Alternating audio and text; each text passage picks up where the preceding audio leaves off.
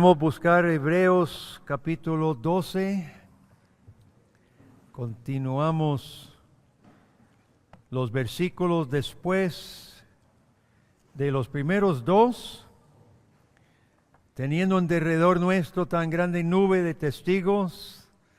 Pongamos los ojos en Cristo y corramos con paciencia la carrera que tenemos por delante. Y sigue versículo 3. Este se llama, Oscar, la disciplina del Señor, parte 1. La disciplina del Señor, parte 1, porque no pudimos terminar el tema. Versículo 3 dice, Hebreos 12, versículo 3, considerad. Recuerde lo que acababa de decir, que Cristo sufrió la cruz menospreciando el oprobio y se sentó a la diestra del trono de Dios. 3. Considerad aquel que sufrió tal contradicción de pecadores contra sí mismo, para que vuestro ánimo no se canse hasta desmayar. Tenga sus Biblias abiertas.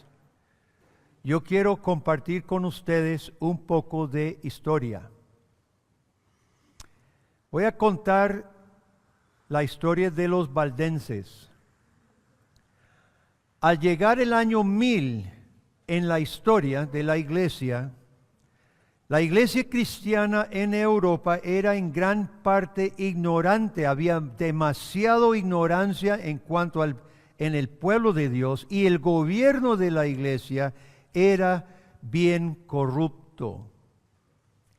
Los siguientes siglos después del año 1000 verían los papas más extremistas en su sed de poder y autoridad absoluta. Inocencio III, los años 1100 después, fue uno de los más poderosos, organizando cruzadas, doblegando reyes y hizo esta afirmación: el Papa de Roma tenía autoridad sobre toda criatura en la tierra, sobre reyes, sobre moros, sobre todos, porque era vicario de Cristo en la tierra. Ante estas condiciones de una iglesia muy mundana, Dios levantaba una y otra vez a verdaderos creyentes, quienes siempre buscaban redención y vida verdadera en las páginas de las Escrituras, que a estos años solo se encontraba en latín y era prohibido por la iglesia de leer. Recordemos al Juan Wycliffe en Inglaterra, recordemos a Juan Hus en Bohemia. Y es así que un empresario en León, Francia, llamado Pedro Valdo, se convierte verdaderamente al Señor. Él vende lo que tiene, traduce porciones de la Biblia a la lengua del pueblo y comienza a predicar las buenas nuevas del Evangelio. Y muchos empiezan a convertirse al Señor y se vuelve un verdadero movimiento que llegó a extenderse desde Francia a Italia, Suiza y hasta Alemania y Austria. Los valdenses se consideraban fieles cristianos, leales a la iglesia, solo interesados en la salvación de sus hermanos mediante una fe sencilla en la palabra de Dios. Se presentaron ante los oficiales del Papa y los cardenales para su aprobación. Pidieron permiso que les diera permiso para predicar las buenas nuevas del Señor. Pero ¿sabe qué pasó en ese concilio? Se burlaron de su ignorancia y los hicieron expulsados. Y les fue prohibido predicar porque según ellos, según el clero, solo al clero le tocaba interpretar la palabra de Dios. El punto principal de conflicto llegaría por eso mismo. Ellos consideraban que tenían que obedecer a Dios antes que a los hombres.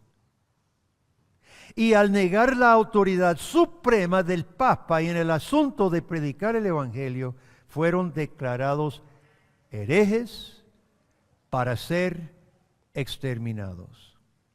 Y ahí comenzaron los siglos de persecución atroz contra los valdenses. Siglos de persecución atroz. Cruzadas enteras fueron organizadas en su contra, donde había comunidades. La Inquisición fue movilizada para cazar, torturar, convertir o matarlos. Poco a poco fueron eliminados, los mataron. En el resto de Europa los eliminaron, quedando el grupo más grande en el sur de Francia, en los Alpes, entre Francia y Suiza e Italia. Los Alpes tuvieron que refugiarse en las montañas inhóspitas, refugiados en sus comunidades. Y sin embargo, a pesar de ráfagas de ataques brutales contra sus comunidades, a menudo dejando los cuerpos de mujeres y niños por igual tendidos sobre la tierra, algo había pasado. Los siglos de leer la Biblia, casi en aislamiento, los había llevado a tener una fe y una estructura de iglesia, casi que muchos han llamado pre-protestante. Porque cuando la Reforma Protestante estalla en los 1500, vea, del año 1000 hasta los 1500, ahí están los valdenses más bien fortalecidos, macizados. Cuando la Reforma sucede en Suiza y Francia, tuvieron buenas relaciones, se unieron, se consideraban iglesias hermanas. Guillermo Farel realizó varias reuniones con ellos y los reformados en Suiza financiaron la traducción y la impresión de la Biblia en su propia lengua y le mandaron las copias a los Alpes. La historia de los valdenses hasta 1500 es un testimonio del poder de Dios incomprensible humanamente, pero real, preservando y usando una iglesia comprometida y fiel a su palabra. Ni cruzadas, ni persecuciones, ni inquisiciones pudieron contra ellos. Y no solo sobrevivieron, sino crecieron en su teología, crecieron en la organización de su iglesia, crecieron en su concepto de una familia bíblica que se había perdido en la Europa general. Y a pesar de persecución, crecieron en su servicio al mundo, a su prójimo. Lamento decir que al cesar la persecución contra ellos, los valdenses poco a poco se fueron acomodando al mundo. Hoy existen iglesias valdenses en Europa, Suramérica, pero es una iglesia modernista. Se acomodó al mundo. Dios usó la adversidad para que hubiera siglos de una comunidad fiel a Cristo y su palabra durante aquella época oscura espiritualmente en Europa. Tristemente, cuando Dios retiró la adversidad, fueron incapaces de mantener la fidelidad.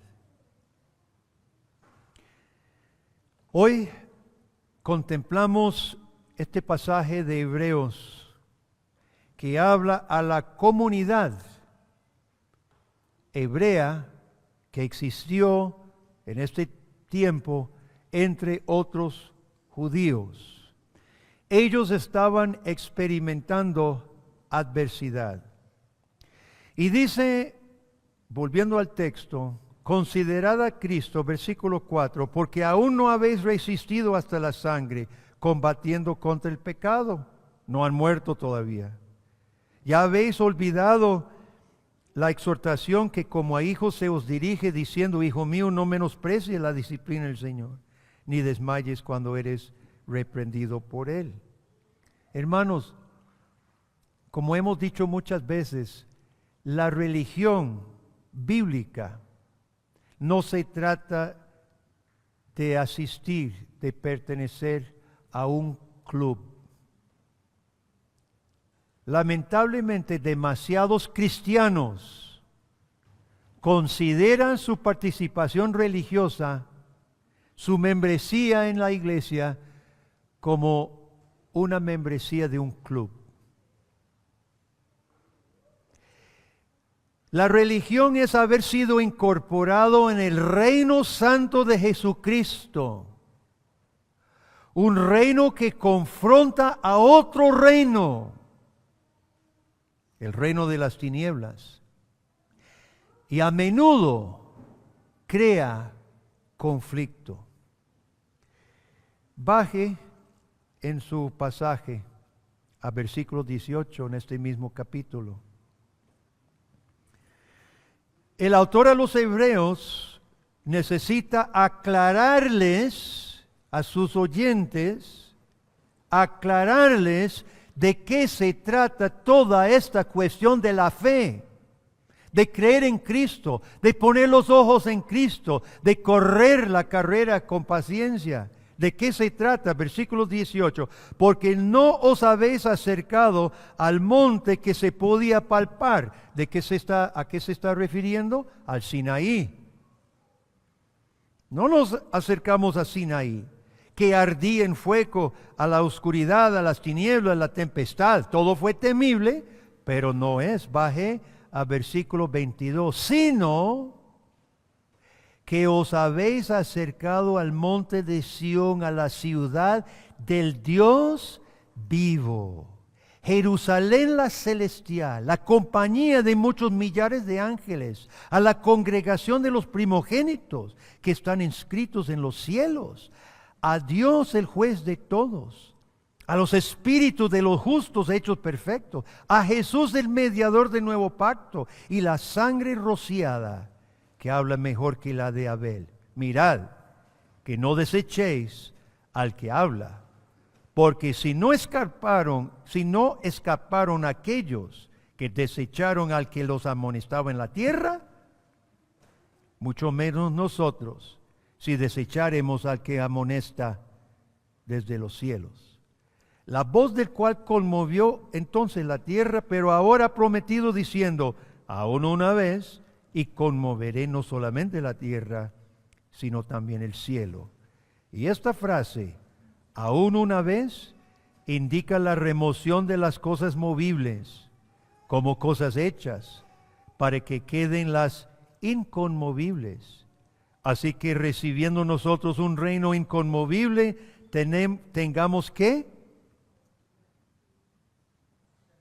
Tengamos gratitud y mediante ella sirvamos a Dios agradándole con temor y reverencia, porque nuestro Dios es fuego consumidor. Hermanos, los hebreos estaban experimentando la tentación de acomodarse a su comunidad.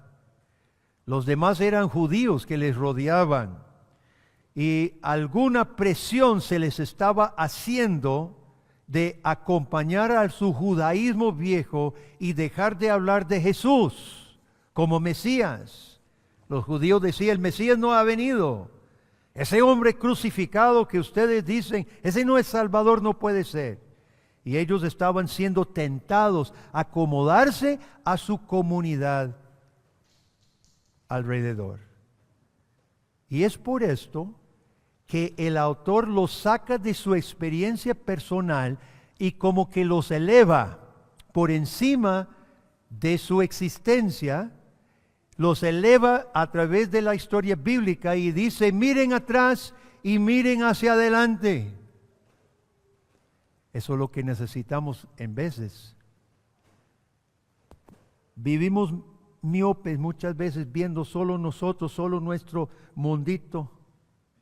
Y cómo hace falta que Dios mediante su palabra dice, espere, pare, vamos para arriba, subamos, miremos con base en la Biblia el plan panorámico de Dios. Y los primeros los tira hacia atrás. Dice, mire lo que pasó en Sinaí.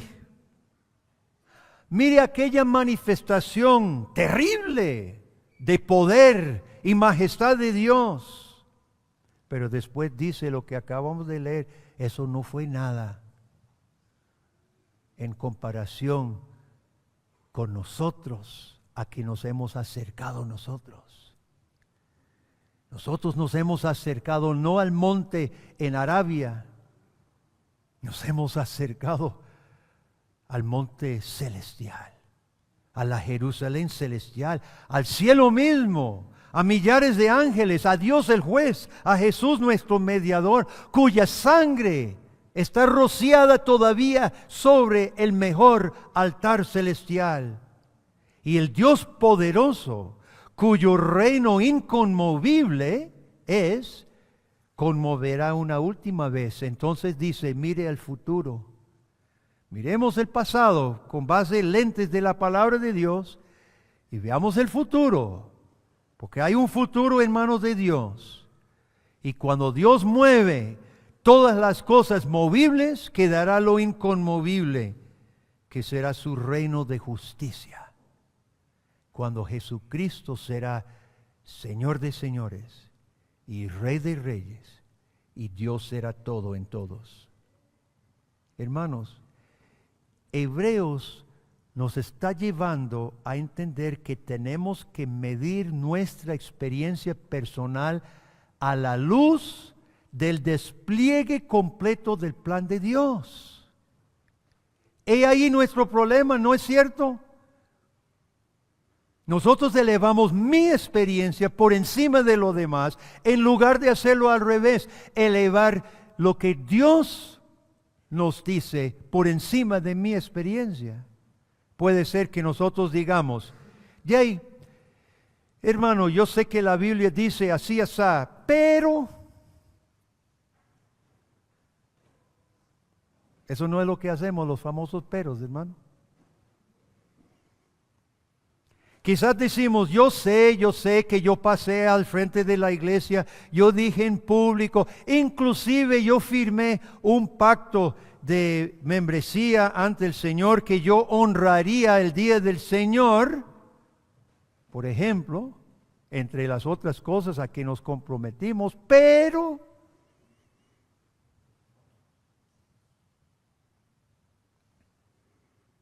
decimos, yo sé que el pastor realmente solo está repitiendo lo que Dios manda, cuando el pastor constantemente nos insta a hacer devocionales en la casa, que los padres enseñen a sus hijos. Yo sé que el pastor simplemente está repitiendo lo que dice Deuteronomio 6, pero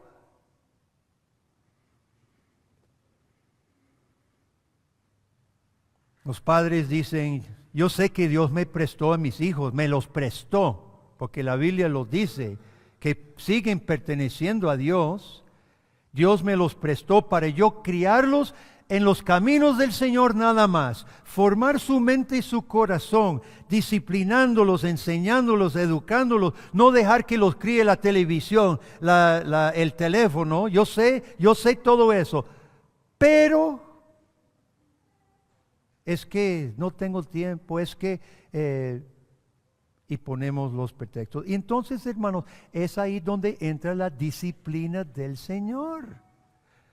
Cuando los peros abundan, y cuando los peros ofenden a Dios, y cuando los peros nos hunden a nosotros en nuestros pretextos. ¿Qué leímos al final? Recibiendo nosotros un reino inconmovible, tengamos gratitud y mediante ella sirvamos agradándole. ¿Con qué? Con temor y reverencia. 3 cosas: gratitud, temor y reverencia. Si eso no está en nuestro corazón, hermanos, Dios nos lo va a meter por las buenas o por las malas. Si no está en nuestro corazón gratitud, temor y reverencia, Dios nos lo va a meter si usted es un hijo de Dios. Entonces hablemos de la disciplina del Señor. Vuelta atrás, los versículos 3 en adelante. Primero, versículos 5 y 6, ¿qué dicen? Hijo mío, no menosprecies la disciplina del Señor, ni desmayes cuando eres reprendido, porque el Señor al que ama disciplina y azota al que recibe por hijo. Número 1, no nos debe sorprender la disciplina de Dios. Al chico a cualquier hijo cuyos padres lo educan bien, cualquier hijo que desobedece, el chico va y hace lo que sabe que sus padres no aprueban, ¿acaso se sorprenden cuando los reprende y cuando los castiga? No se sorprenden. Tratan de escaparse, tratan de justificarse, tratan de inventarse algún pretexto, pero no se sorprenden. El cristiano tampoco debe sorprenderse, dice el autor, no se sorprenda. Si usted no está sirviendo a Dios con gratitud, temor y reverencia, al que ama, lo castiga. Desde el Antiguo Testamento, Dios se manifestó como Padre cuidadoso, amoroso y atento a lo que no nos conviene. ¿Sabe qué es uno de los problemas del cristiano moderno? Nosotros hemos absorbido la idea del pecado del mundo. Creemos que el pecado es vacilón. Es que Dios está pidiendo que yo deje lo vacilón, lo bueno. Hermanos, por favor. Y lo que le voy a decir, yo sé que usted lo va a saber y lo va a confirmar. El pecado no le conviene a nadie. En el momento podría saber dulce, pero al tragárselo es amargo. El pecado no le conviene a Dios, obviamente, porque es fuego consumidor y santo. Dios no quiere el pecado. Pero el pecado no le conviene a los que le rodean a usted. Y si no me cree, pregúnteles.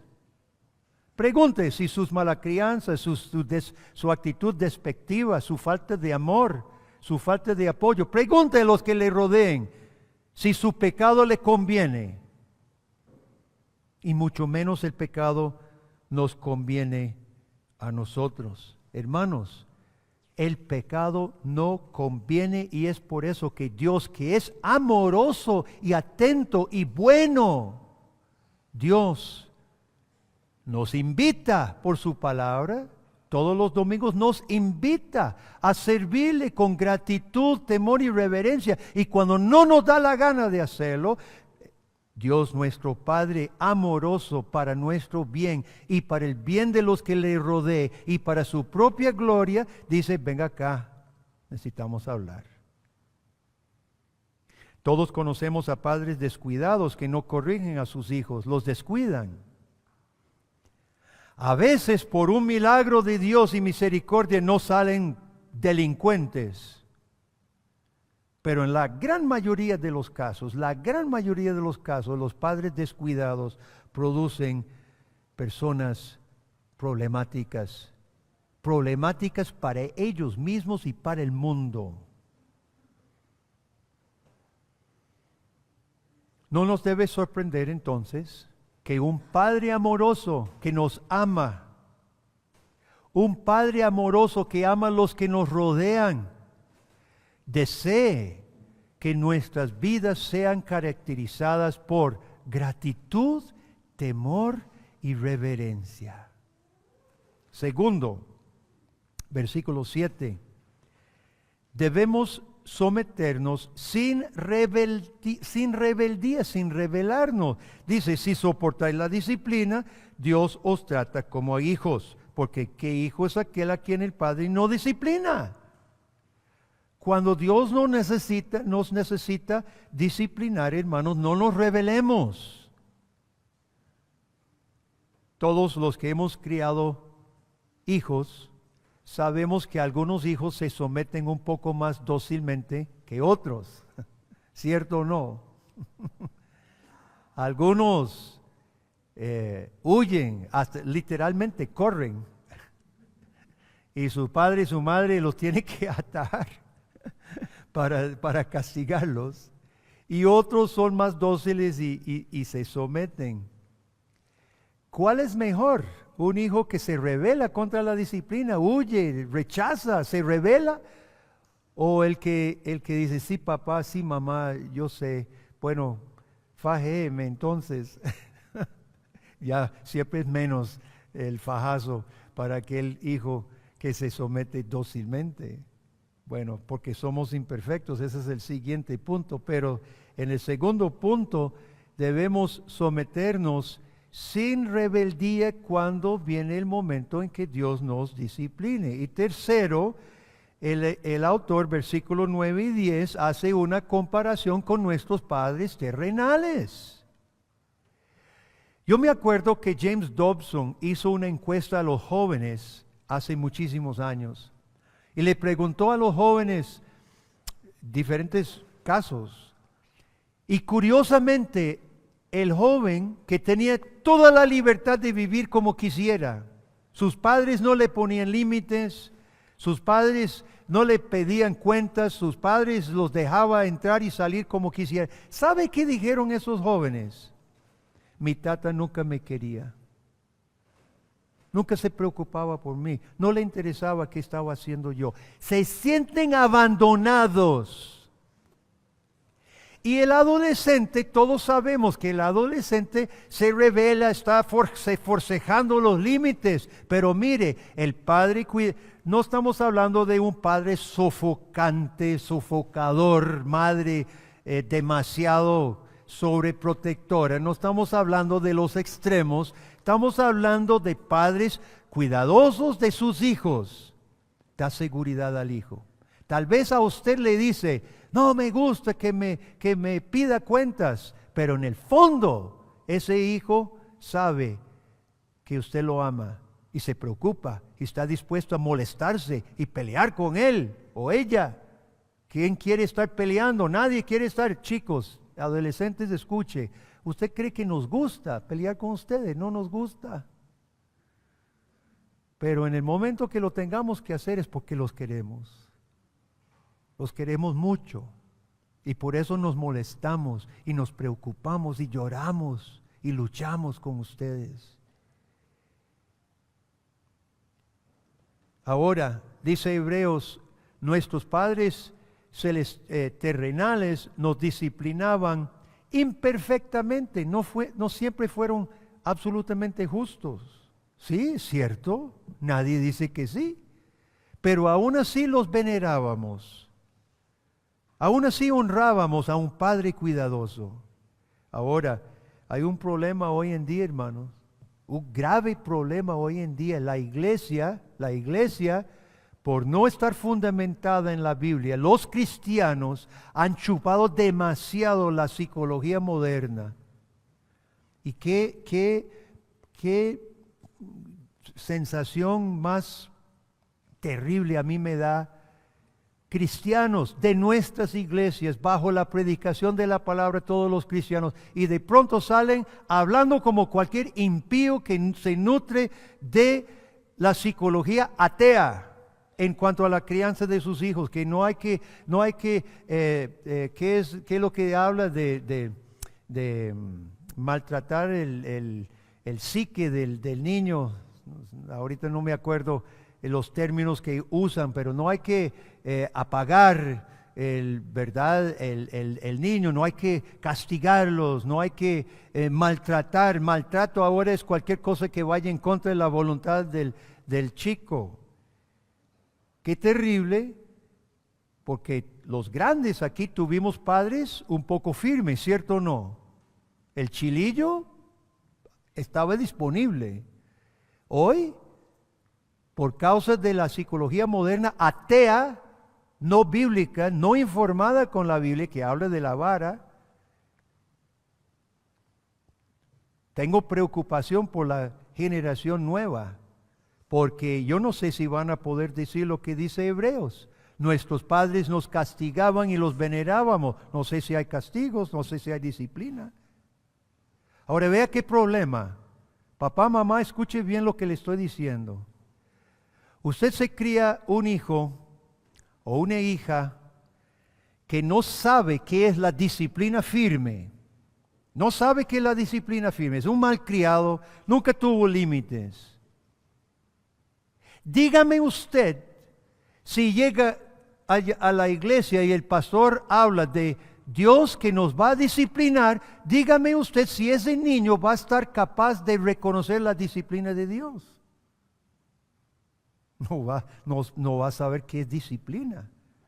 Entonces llegará el momento que Dios los discipline, y como nunca tuvo disciplina de un padre, madre cristiano, se va a rebelar, no se va a someter, no va a aceptar, no va a poder ver que la disciplina de Dios es para el bien, porque nunca lo experimentó. Padre y madre, usted es instrumento de Dios para enseñar a su hijo qué es la disciplina divina. Usted es instrumento de Dios para saber qué es la disciplina divina, para que cuando esté grande y hablemos nosotros de disciplina del Señor, pueden decir, como dice el Hebreos, tuvimos nuestros padres terrenales, nos castigaban como les parecía y los venerábamos, porque sabemos que es buena la buena disciplina. Y así Dios, al que ama, también disciplina y castiga. Entonces, ¿cuál es la meta? La meta, versículo 11. En verdad, ninguna disciplina al presente parece ser causa de gozo, sino tristeza. Claro, el castigo duele, ¿verdad? En el momento, pero después da fruto apacible de justicia a los que en ella han sido ejercitados. Qué lindo, hermano. Dice aquí que da fruto. Vamos a analizar esta frase. Fruto apacible de justicia. Fruto. ¿Qué implica esa metáfora que Hebreos dice da fruto? ¿Qué tan rápido se da una fruta en un árbol? ¿Qué tan rápido? Es lento.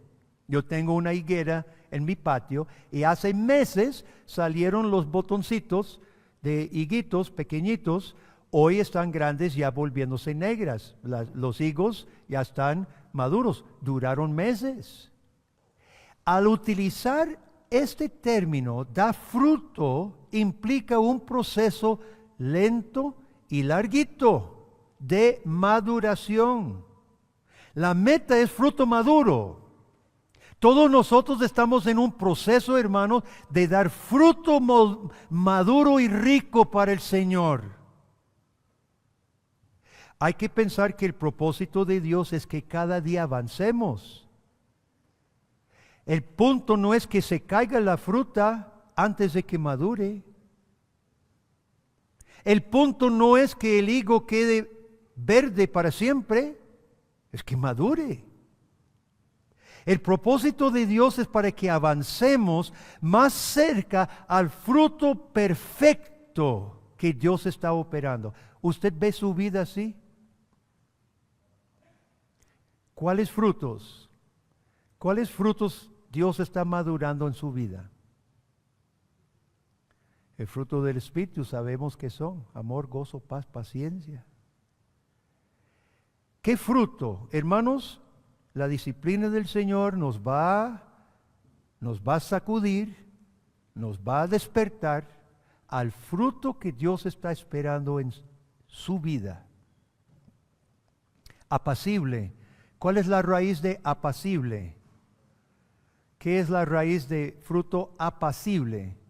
Etimólogos, gramaticales, ¿qué es la raíz de apacible? ¿Qué palabra está? ¿Cuál? Apacible. ¿Qué es la raíz? Paz. Ahí está en medio de la palabra. Apacible. Fruto apacible. Qué interesante. ¿Sabe? El corazón rebelde contra Dios ni tiene paz ni produce paz. Y todos lo sabemos. Por el contrario, el corazón que tiene a Cristo, madurando fruto, tiene paz y produce paz. Vamos a dar un solo ejemplo. Pablo dice, teniendo que comer y vestir, estemos en paz. Estemos contentos. porque nada hemos traído a este mundo y nada podremos llevar. Gran ganancia es piedad con paz, piedad con contentamiento. Pero yo digo, no, yo no acepto esa orden. Me niego a estar contento solo con las cosas necesarias. Yo quiero más. ¿Y qué es lo que pasa? ¿Acaso hay paz? ¿Acaso hay paz? No hay paz ni en su corazón ni en los que le rodean porque los vuelve loco. Y así sería con cualquier caso de los mandamientos del Señor, hermano. Cualquier caso de rebeldía contra la voluntad de Dios, no puede haber paz ni para usted ni para los que nos rodean. Vamos a tener que dejar la última partecita para el próximo domingo, si Dios nos da vida, fruto apacible de justicia. Voy a ir terminando. Los cristianos hebreos, volvamos a todo el contexto, los cristianos hebreos se habían convertido a Cristo bajo circunstancias adversas. Se estaban cansando de seguir a Cristo en contra de presión. Estaban tentados a acomodarse de nuevo al status quo, a la sociedad que les rodeaba. Posiblemente la mayor bendición para los valdenses, que hablamos al principio del sermón, posiblemente la mayor bendición para los valdenses fue que la iglesia los desechara, los tildara de herejes, porque su fe fue forjada, fue formada, fue fortalecida bajo adversidad durante siglos y tiene un testimonio en el cielo, los valdenses. Nuestras circunstancias, hermanos, nuestras circunstancias son diferentes tanto de los hebreos como los valdenses. ¿El enemigo nuestro cuál es? El enemigo de la fe nuestro, ¿cuál es? El confort. El enemigo nuestro es la comodidad. Es fácil ser un cristiano en la Costa Rica de 2025. Pero Dios, que es Padre atento, Dios que es Padre amoroso, Dios que es Padre cuidadoso de usted y de mí. Si la sociedad en general no nos aflige, nos mima, nos consiente, nos aflojamos, como Padre Celestial, Dios mismo se compromete con nosotros. Daremos fruto apacible de justicia. No nos va a abandonar. Y como Padre perfecto nos guiará. Nos guiará según su reino por causa de Cristo, a quien el Padre entregó por usted y por mí. Y de ser necesario, Dios usará medidas disciplinarias. ¿Cuáles medidas? Dios en su sabiduría sabe cuáles aplicar. Pueden ser variadas. Dios puede utilizar la condición física, enfermedades, accidentes, como medida disciplinaria. Yo no puedo decir que toda enfermedad y toda aflicción física es un castigo directo sobre algún pecado específico.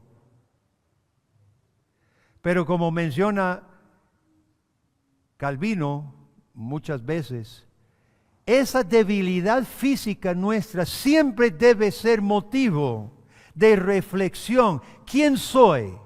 ¿Qué merezco? No merezco ni la vida, merezco el infierno. Y esta aflicción física, un accidente, una enfermedad, etcétera, de mi vida personal, es un momento de reflexionar. Mis flaquezas, yo peco contra el Señor. Y ese momento en el lecho de aflicción, es bueno reflexionar quién es Dios y qué ha hecho por mí. Y si mi vida se ajusta a una vida llena de gratitud, que refleja temor y reverencia. La aflicción física Dios puede usar. Dios nos puede afligir con una sensación de vacío o tristeza o confusión porque nuestras metas estaban puestas en algún ídolo. Y el ídolo nos defraudó. Y ahora me siento sin propósito, sin rumbo. Me siento vacío, frustrado. Eso es bueno. Eso es excelente. Que sintamos aquel vacío cuando Dios remueva el ídolo. Dios puede usar algún fracaso personal como disciplina, un fracaso económico. Si el dinero era mi Dios, un fracaso en algún proyecto, si el tiempo era mi pretexto, es que no tengo tiempo, Dios le puede quitar el proyecto entero. El fracaso en el hogar, qué duros son. Son momentos de reflexionar en nuestras desobediencias, las cuales tenemos muchas en el hogar. Todas estas cosas, hermanos, según la palabra de Dios, todas las cosas que hacen nos ayudan ¿a qué? A bien, a los que aman a Dios. Todas estas cosas pueden ser buenas al cristiano, porque muestra un Padre Celestial que está preocupado por usted y por su familia. Ya lo leímos, Dios va a hacer que demos fruto apacible de justicia con corazones agradecidos, viviendo con temor y reverencia. Ampliando nuestra visión de la iglesia en Costa Rica, la iglesia comodita y callada. ¿Cómo estuvimos cuando el país aprobó el matrimonio homosexual?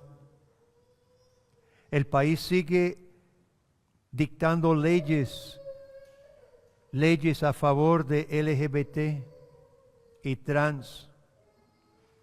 Hay quienes siguen empujando para legalizar el aborto y se abortan a muchos bebés en nuestro país. ¿Nos debe dejar Dios así, hermanos, cómodos y callados para siempre? ¿O para nuestro bien y el bien de nuestros hijos nos debe corregir y nos debe disciplinar? Demos gracias que en Cristo toda disciplina es santificada. Toda disciplina es santificada, es decir, produce cosas buenas en nuestro corazón. Por lo tanto, podemos recibir alabanzas a la hora de la oración. Doy gracias a Dios por su disciplina esta semana. ¿Alguien se apunta? Nosotros podemos soportar la disciplina de Dios. Versículo anterior, puestos los ojos en Cristo, corriendo con paciencia la carrera que tenemos por delante. Amén. Oremos. Padre, gracias que eres Dios atento, Dios amoroso. Padre, debido a muchas razones no nos gusta la disciplina. Nos han enseñado que merecemos lo que no merecemos. Nos han enseñado un montón de ideas equivocadas acerca del papel de un padre. Así que a la luz de tu palabra, Señor, entendemos que tú nos llevarás hacia adelante con pasos firmes, atento, perfecto en tu disciplina nosotros, Padre. De modo que si en este momento algunos estamos recibiendo tu disciplina, Padre, gracias, gracias. Ayúdanos a comprender qué es lo que tú quieres, en qué hemos fallado, de qué debemos mejorar. Y Padre, muchas gracias te decimos. Y danos ahora la paciencia para trabajar con ese fruto lento que va madurando, que es tu obra en nuestra vida, mientras crecemos en servirte con gratitud, temor, reverencia ante ti. Lo pedimos en el nombre de Cristo Jesús. Amén.